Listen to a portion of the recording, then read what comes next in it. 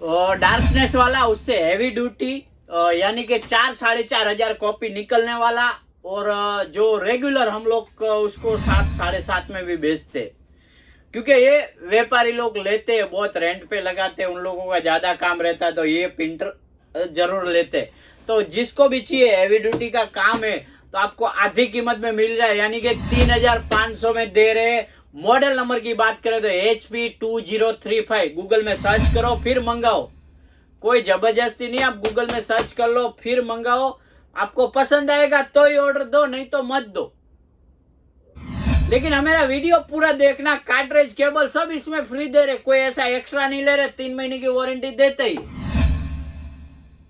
लेकिन आपको पसंद आएगा तो लो, जबरदस्ती नहीं है। कहीं भी इंक्वायरी कर लो, उसके बाद हम मेरे पास ऑर्डर दो, जो स्टॉक में रहेगा तो मिलेगा, लेकिन बाद में प्राइस चेंज रहेगा।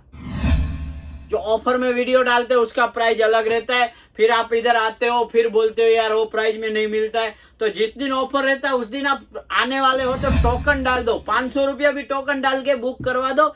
आपका क्या है कि हम लोग साइड में रख देंगे, नहीं तो इधर निकल जाता है। अभी वीडियो डालूंगा तुरंत स्क्रीनशॉट लेके व्हाट्सएप आएगा, किसी का भी बुक हो जाएगा। तो हिसाब से बुकिंग करवा लो। और हमारा बुकिंग का भी वीडियो रहता है, तो प्लीज जल्दी से जल्दी